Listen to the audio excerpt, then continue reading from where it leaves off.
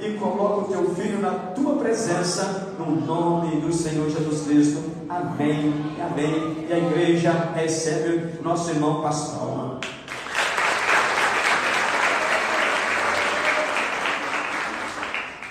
Meus irmãos, a paz do Senhor Jesus, amém?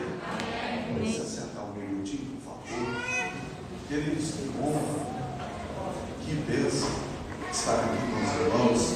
Para mim é um privilégio, é um motivo de muita alegria retornar aqui para podermos, apesar dessa responsabilidade, cultuarmos ao Senhor juntos, amém? Fico muito feliz porque o Senhor tem sido louvado neste lugar, Deus tem sido presente nesta casa e tem sido testemunhado em todos os lugares o quanto o Senhor tem feito aqui neste lugar, amém?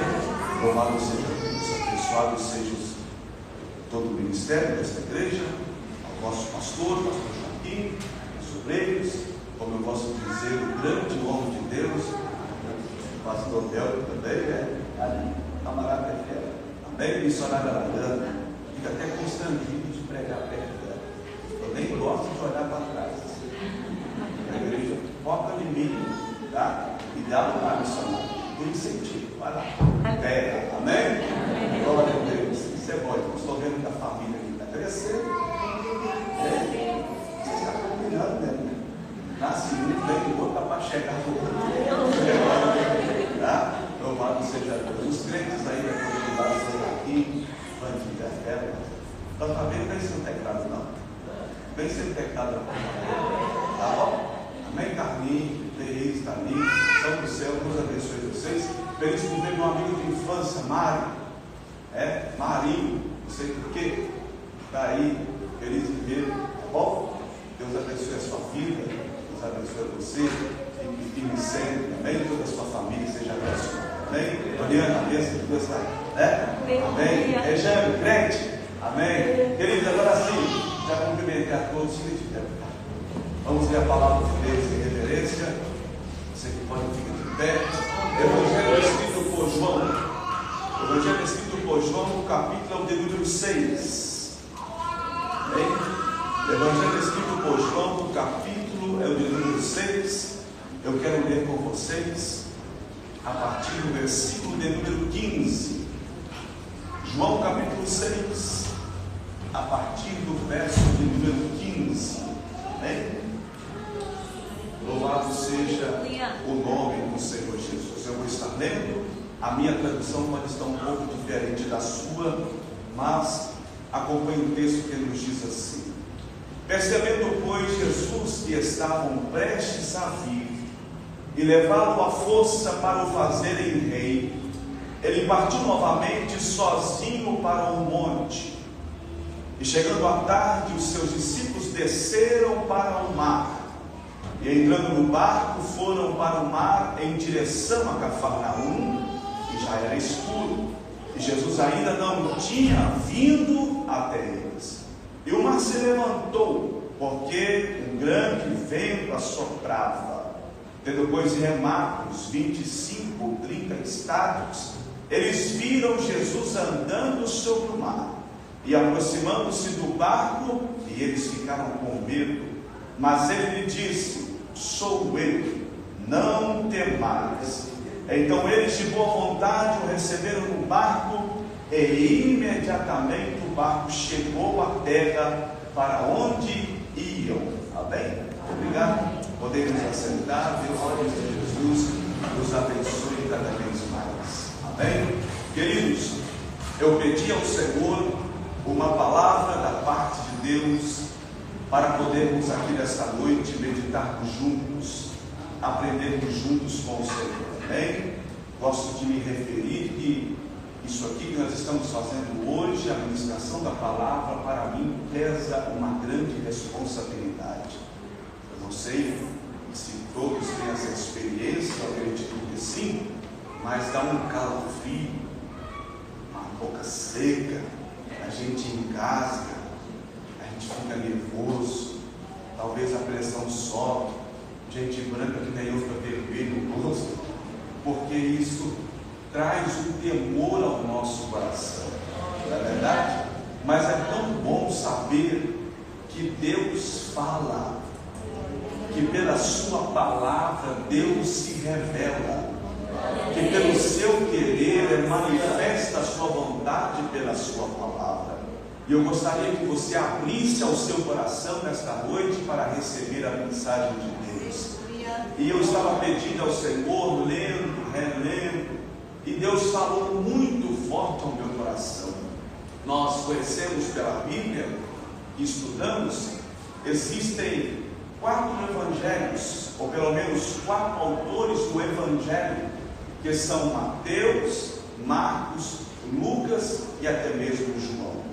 Existem passagens que estão escritas em todos os 4 relatos, mas algumas se destacam em 3, que são Mateus, Marcos e Lucas, e outras tantas inéditas são discorridas em João, o evangelista.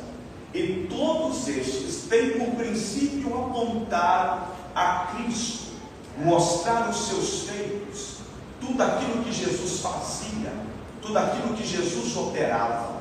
Observe que muitos destacam a Jesus desde o seu nascimento, a perseguição que viera sobre ele, ainda uma criança neonascitura, uma criança de colo, ainda sob a perseguição dos seus pais. Jesus estava crescendo, certamente ele teve uma infância, ele passou por uma adolescência, tornou-se adulto. A Bíblia não vai se ater em detalhes quanto a isso, mas mostra Jesus criança sendo apresentado no templo, na sinagoga. Já aparece Jesus como adolescente em meio aos doutores, falando como gente grande, e logo vem Jesus já sendo batizado por João Batista, lá no Rio Jordão. Mas todos os evangelistas destacam em Jesus com as suas características, com aquilo que Jesus fazia, de maneira como eles enxergavam e aquilo que destacava. Se nós lermos o Evangelho de Mateus, nós vamos ver que o autor, Mateus, o evangelista, o Levi, ele vai destacar Jesus para os judeus, apontando Jesus como rei. Os judeus esperavam Jesus rei, e Mateus vai focar para eles que Jesus é rei. Quando nós lemos e observamos as características de Marcos, Marcos vai destacar Jesus como um servo, obediente, a ponto de fazer a vontade do Pai, e destacando toda a sua obediência. Lucas já vai caracterizar a Jesus na sua escrita, na sua carta, Jesus como um homem perfeito, quem aquele que não tinha defeito algum e principalmente não havia pecado. Todos estes tinham o seu conceito, a sua característica, mostravam para o seu povo, alcançavam um grupo de gente que fazia com que lesse essa carta e identificasse quem era Jesus. João, por sinal, de uma forma mais específica, ele vai relatar a Jesus pela sua deidade, apresentar a Jesus como Deus, ou Jesus, o Filho de Deus. Então veja, Mateus apresenta Jesus como rei, Marcos a Jesus como servo, Lucas como homem perfeito e João a Jesus como Deus. Amém? Coisa linda. A Bíblia se testifica, a Bíblia se explica, a Bíblia se completa, e ela apresenta Jesus dessa maneira. Ela nos fala quem é Jesus e o que Jesus fez. João, na sua característica, ele vai apresentar o que Jesus fez e vai chamar de sinais. Ele vai apontar sinais. Por que João usa termos sinais? Sinais pelo fato que João queria chamar a atenção para os leitores do Evangelho escrito por João, não aquilo que Jesus fez, mas quem Jesus é. João queria chamar a atenção para os leitores, assim como nós a Bíblia, não somente para aquilo que Jesus realizara, a quem curou, ao que fez, mas para quem ele é. Então ele é focado nisso, porque a intenção do evangelista João é apresentar Jesus como Senhor, Salvador, como Deus da nossa vida. Então veja, Jesus, na mente de João, passando para nós, como autor da Bíblia, é claro, não é simplesmente um curandeiro para fazer milagres. Jesus é Deus. Jesus, na mente de João, não é somente, ou pelo menos na mente de muitos, um oficial da Caixa Econômica para dar uma casa própria ou um apartamento novo. É aquele que preparou morada no céu. Jesus, apresentado por João, não é aquele que passeia para um lado e para o outro como se fosse um turista, onde ele ia, deixava sinais, a fama recorria quem Jesus era. Eu vou te dar um exemplo, no capítulo 2, Jesus está em uma festa. Jesus participava de festa, coisa linda, né? Era sociável, mas não era aquele rock, aquele funk, não. Jesus estava lá na festa, casamento, né? Comendo, com certeza, participando, uma alegria, festejando. Daí chega a notícia que o vinho acabou. E a tipificação disso é: acabou o vinho, acabou a festa. O negócio ali já era, não tem mais jeito. E olha, aí chamaram a Jesus, principalmente a sua mãe. Imagina, mulher, não vai chegar na hora, calma. Mas ali já estava Deus impulsionando a Jesus para a prática dos seus sinais, do seu milagre. O que foi feito naquele dia? A transformação da água para o vinho. Isso percorreu Caná da Galileia e ficou a fama de Jesus. Tinha um homem lá na casa dos noivos que transformou a água para o vinho, e ele é diferenciado. Ele é diferenciado. Só pode ser Deus. Tem poder para fazer. Só pode ser Deus. Os sinais ficou. Os sinais percorreram a ponto de Nicodemos vir até Jesus e começou a dizer: olha, ninguém pode fazer tal sinal ou tais sinais se o Senhor não for com ele. O que atraiu a Nicodemos, a Jesus, não é um milagre que ele fez para ser curado, não, porque Jesus não estava ali, Nicodemos, aliás, não estava ali para ser curado. Né? O que atraiu Nicodemos foi aquilo que ele ouvia falar de quem Jesus era. Daí ele era um religioso. A Bíblia diz que Jesus olhou para ele: olha, é necessário nascer de novo. Observe, Jesus não está propondo para ele uma opção. Você tem duas escolhas, ou nasce ou não nasce. Não, ele diz: é necessário nascer de novo. Porque se você veio até a mim, você vai saber a necessidade a qual eu vim. Se você veio até a mim, a necessidade maior é nascer de novo. Então, quando você vem até Jesus, a necessidade não é casa desesperada. A necessidade não é você arrumar uma casa própria. A necessidade é nascer de novo. Aqui alguém está entendendo a mensagem? Então, veja, a condição física para poder viver na terra, ou nascer nessa terra, vivenciar, é nascer. A condição espiritual para morar no céu é nascer de novo. Entenderam? E isso foi atraído. Nicodemos foi atraído aquilo. Depois disso, passou-se, Jesus retornou para Caná da Galileia. Vamos dando uma volta extraordinária, coisa assim, está me enchendo a paciência. Fica tranquilo, eu estou aqui nem para alto. Se esquentar um murinho, vai ter até que eu baixar o som. Amém? Vamos chegar lá, vamos chegar lá. Fica tranquilo. Daí Jesus retorna novamente para Caná da Galileia, e aí um oficial de um rei, talvez alguém parentesco da época do governante, aquele que estava talvez envolvido com um cargo político muito importante, veio até a Jesus para o buscar e levar para a sua casa, quase 20 quilômetros a pé, na condição precária, para poder curar o filho dele. Daí Jesus simplesmente liberou a palavra: teu filho já está curado.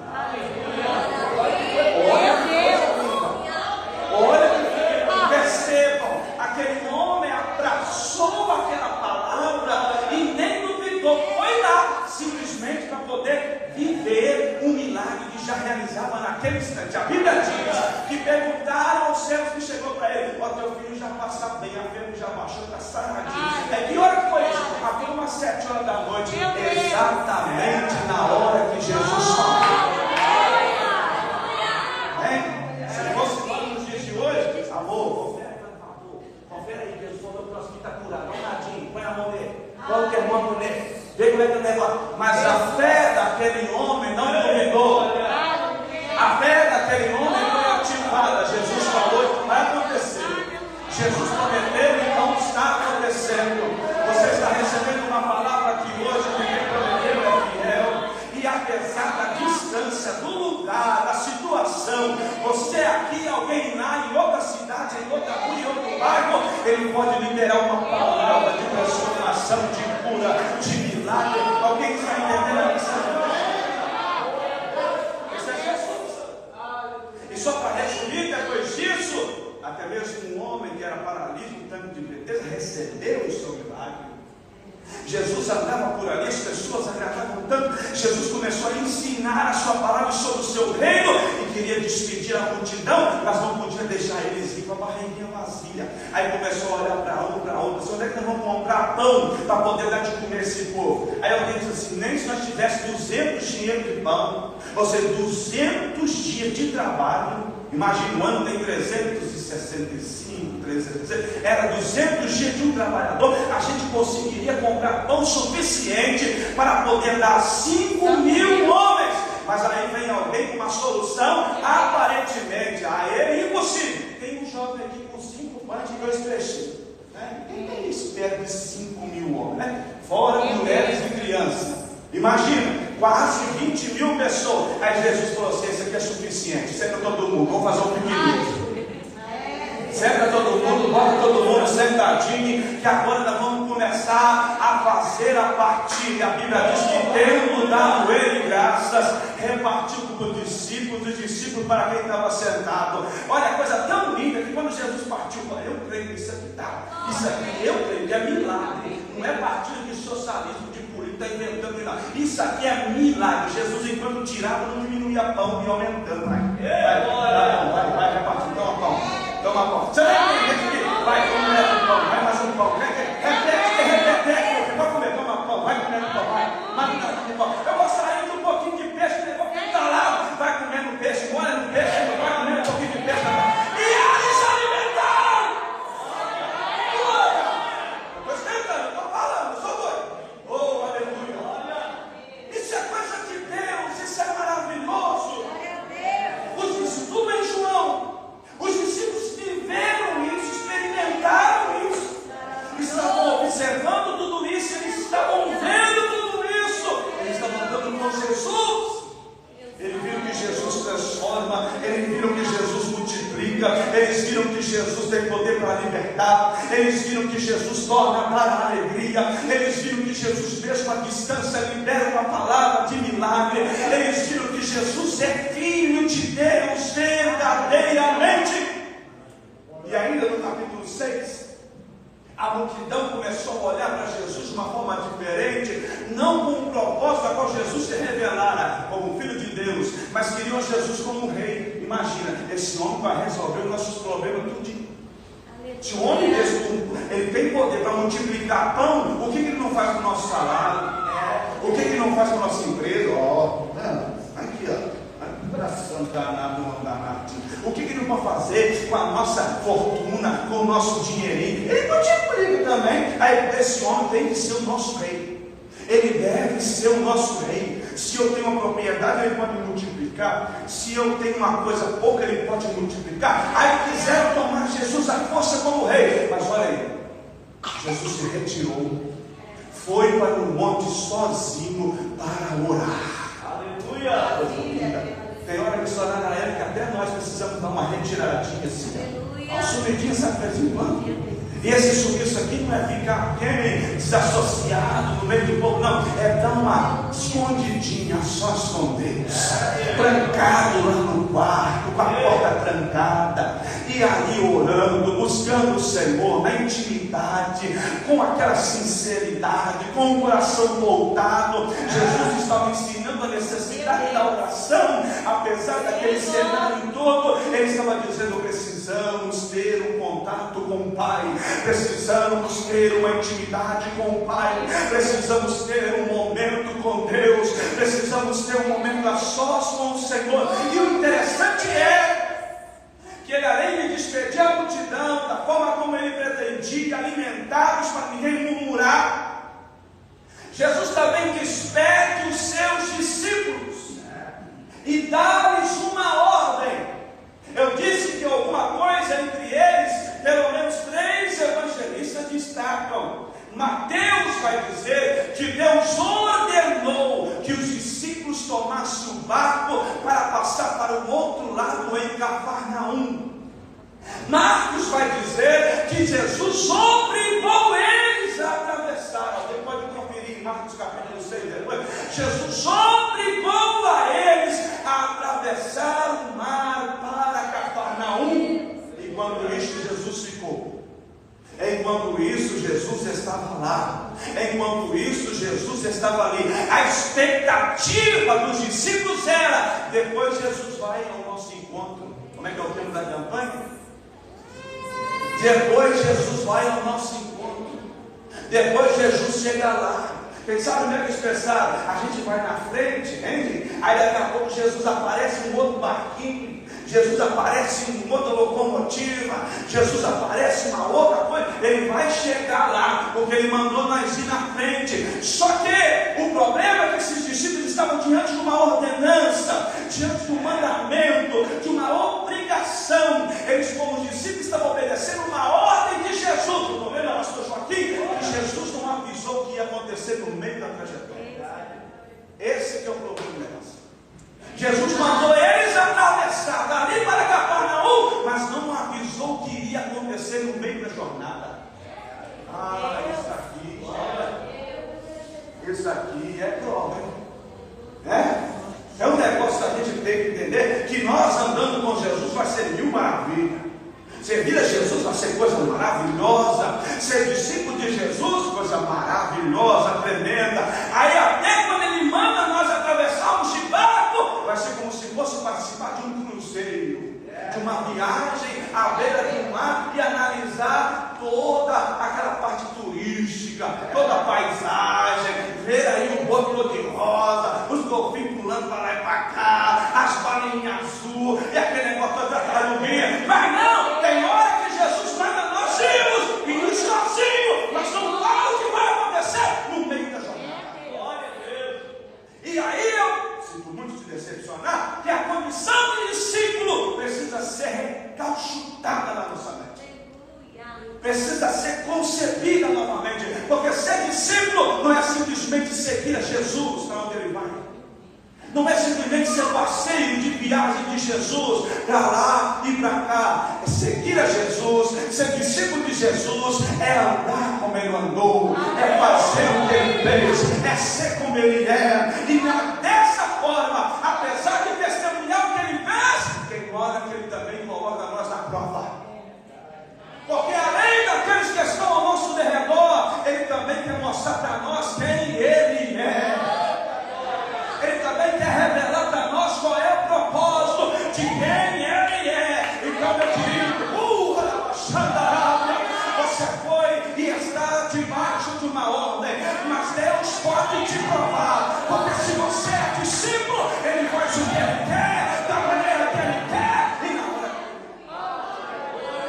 Discípulo está na condição de um servo, e servo não tem vontade própria. Quem cuida da agenda do discípulo é Jesus. Quem cuida do cronograma do discípulo é Jesus. Quem cuida do destino do discípulo é Jesus. Quem tem a última palavra é Jesus. Quem dá a ordem é Jesus. E tem hora que ele somente vai, diz assim, vai. Pega o barco e atravessa para o outro lado. Pega o barco e atravessa para o outro lado. Seria mais fácil se ele dissesse tudo aquilo que iria acontecer. Imagina, ele não é Deus. A eternidade para ele, aquilo que passou, aquilo que chegará, ele já viu destruir como igual. Seria mais fácil na nossa mentalidade ele já falar para nós, prepararmos para aquilo que iria acontecer. Mas não. Ele nos bota dentro do barco e às vezes nos faz isso sem ele, mas liberados por uma palavra de ordem da parte dele, sobre o mando dele, sobre a ordem dele, sobre aquilo que ele nos ordenou. Aqui tem discípulo, aqui tem servo, Vai ter vezes que Ele vai mandar você ir e vai ficar. Vai ter vezes que Ele vai mandar você simplesmente atravessar do outro lado, mas Ele não vai te avisar o que vai acontecer no meio da trajetória. Mas se você está debaixo da ordem dEle, do que Ele mandou, eu vou já te adiantar o final da coisa. Vai dar tudo certo. Vai ficar tudo bem.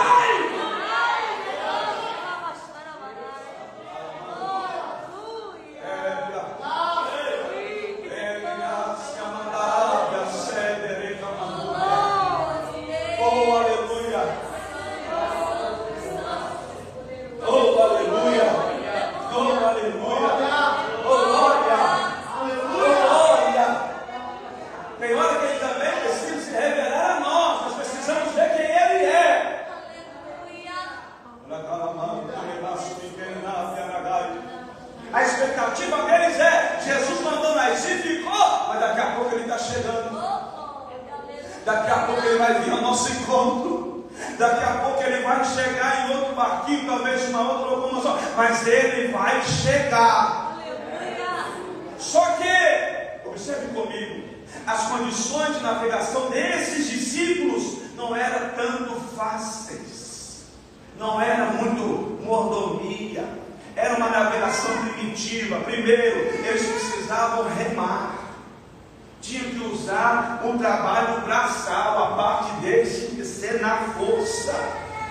Não podemos imaginar um barco ou um navio que seja motorizado naquela época. Não tinha. Então a travessia era árdua. Eles gemiam, eles remavam, eles se esforçavam, eles iam. Não tinha computador de bordo para poder dizer assim, na linguagem deles da computação lá: ó, tempestade à vista, ondas fortes se formando ao norte, vento impetuoso chegando, tufão atravessando a costa. Não, eles só tinham a dependência da ordenança: vai e atravessa, vai e atravessa, vai e atravessa. Aí, esses homens, a Bíblia diz aqui, João vai trazer detalhe: 24, 25 a 30 estádios eles já tinham navegado. Sabe o que é isso? Quase 6 quilômetros assim, ó. Ô gente, eu não sei vocês, mas eu tenho dificuldade para andar a pé. Imagina que eles vão dizer quase 4, 5, 6 quilômetros para atravessar ao destino. E detalhe, Mateus vai dizer que era a quarta vigília da noite, quase 3 horas da manhã. Quase 3 horas. Detalhe, passaram com Jesus uma longa jornada do dia, botaram o povo para poder comer. Você está achando que foi fácil? Depois que comer todo mundo, tiveram que voltar que nem o diabo, recolhendo a sombra. E era quase 12 cestos de pães. E pegando pão para cada pessoa, um cesto para cada um, vem trabalhar. 12, vai lá, junta tudo. Coloca aí, não vou precisar disso para mostrar para mais gente que está vindo atrás de mim só para comer. Coloca aí, depositei. Não vou deixar que nada vai se perder. Nada vai se perder. Bota aqui, nós vamos mostrar para mais gente que está atrás de mim só para comer. Nós vamos mostrar que vem gente aqui só para ter aquilo que eu posso fazer. Mas aí, voltando aqui nesse cenário, era uma coisa difícil, a travessia era difícil.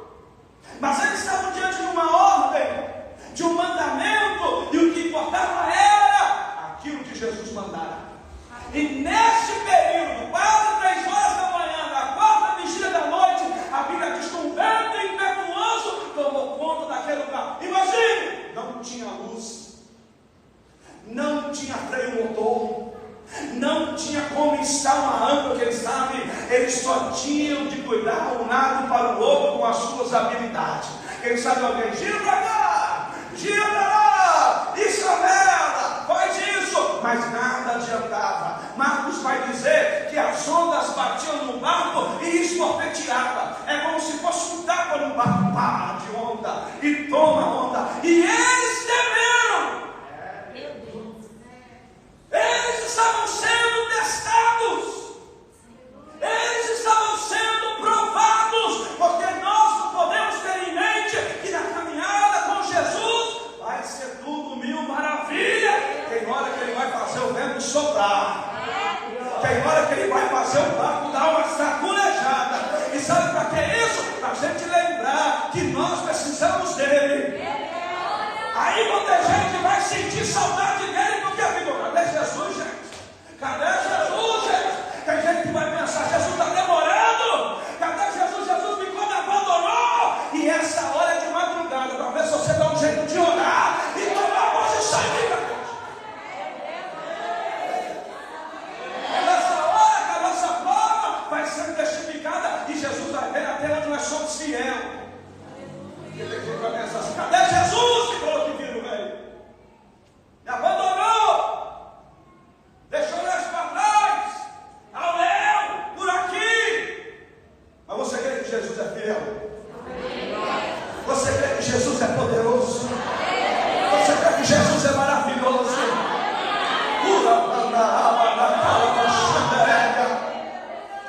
Nesta hora do desespero, neste momento em que nenhum deles, por mais habilidosos que um fosse em pesca, em navio, em direção ao alto mar, não podiam fazer nada, mas de forma que eles não esperavam, da maneira que eles menos imaginavam, na hora que eles nem sequer aguardavam.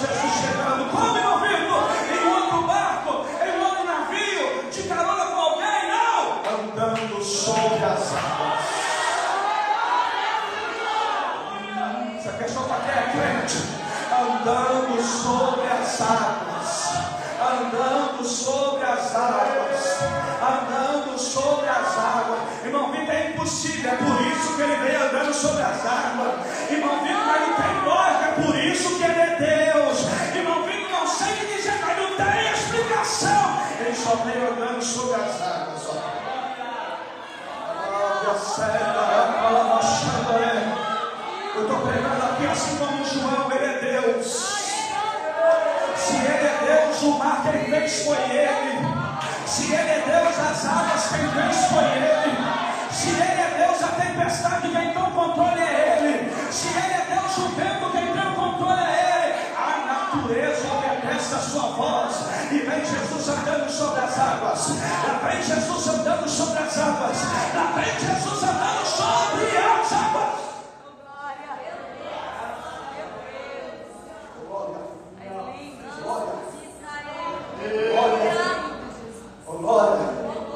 Deixa eu aplicar isso aqui, irmão Vitor. Eu estou sozinho, tá não, filho? Ele está te observando de onde ele ficou.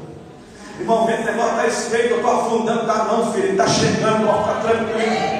Irmão Vitor, mas já estou na lona, já estou afundado, o negócio tá...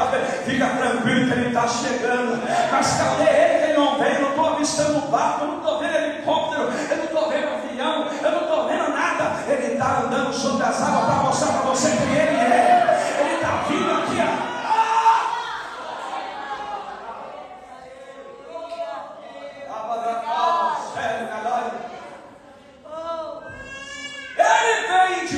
Surpreendente para provar para mim e para você que ele faz do jeito que ele quer, da maneira que ele quer, na hora que ele quer, no momento que ele quer.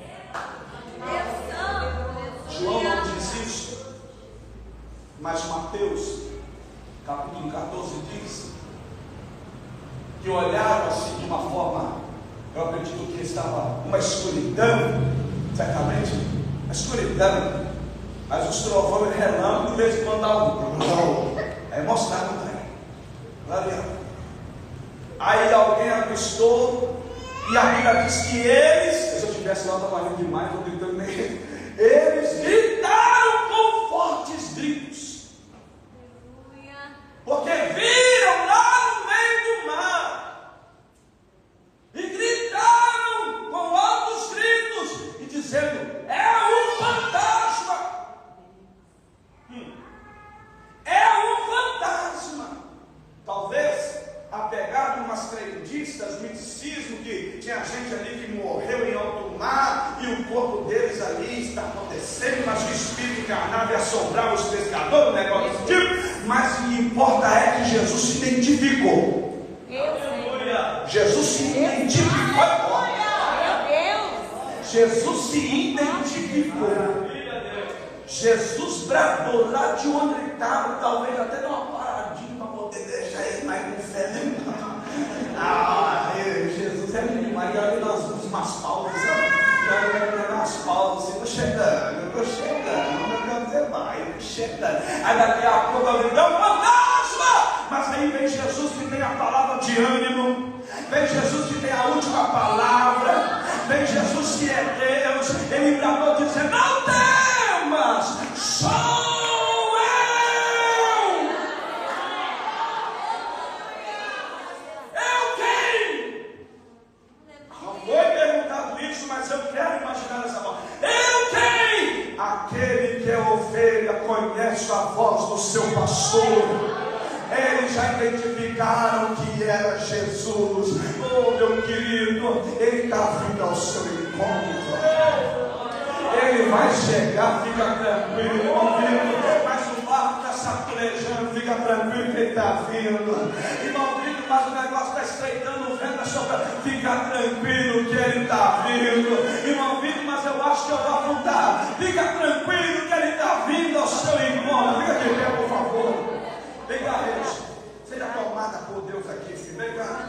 Seja tomada por Deus aqui. Em nome de Jesus. Esse Deus é Deus tremendo, é Deus poderoso. Esse Deus é maravilhoso. Esse Deus é tremendo. Você crê que Ele surpreende? Você crê que Ele é Deus, que Ele faz coisas que vai testemunhar, testificar quem Ele é, o que Ele faz. Ele quer que você entenda também que Ele não é só Deus para os outros, não. Ele é Deus para você também. Ele tem poder sobre a sua vida também. Sabe o que eu acho também uma das coisas mais lindas desse texto? É que Pedro, talvez querendo dar um de ousado, né? Um arrento. Quem sabe aquilo que é, deixa comigo, vamos saber se é ele mesmo. Ousadamente, mas de uma forma incrédula, ele disse: Senhor, se for o Senhor mesmo, faz eu também andar sobre as águas aí. Me dá essa experiência também, que eu gostaria de ver como é que é o negócio. Pedro, isso aqui é atitude de ousadia, mas na verdade incrédulo, querendo prova de Jesus. Ele querendo prova. A gente é assim, nós somos assim. Senhor é o Senhor mesmo, então tu tem que provar para mim. Senhor é o Senhor mesmo, então tu tem que mostrar para mim aqui na Bíblia. Ele vai dar assim: fala comigo! Não, vou tentar de novo, Jesus. Agora é o Senhor. Mais ou menos assim. Tem gente que quer prova de Jesus, corre de igreja em igreja para poder ser revelado. Uns crentes de leão dourado e tudo que vai ouvir você. Não pode ouvir para que o profeta já está agarrado no pé dele, achando que ele também é Deus.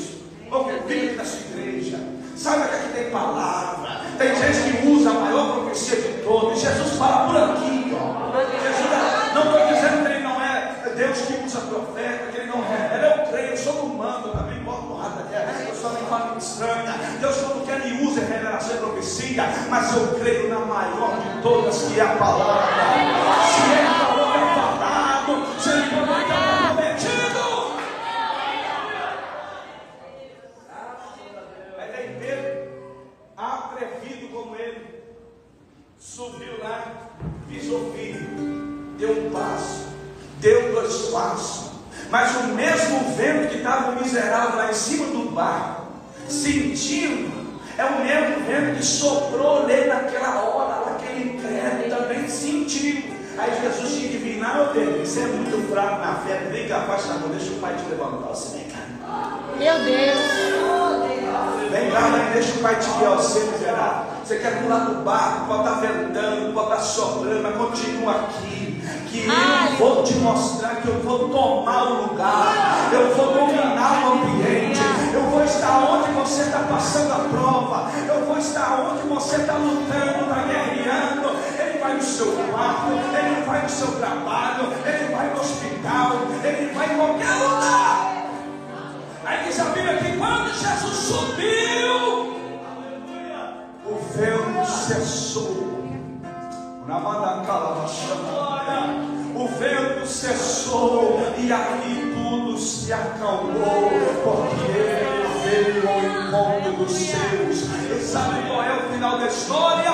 Eles foram para um lugar aonde Jesus ordenara, foram para um porto seguro, foram para um porto seguro. Você vai atravessar, você vai chegar do outro lado.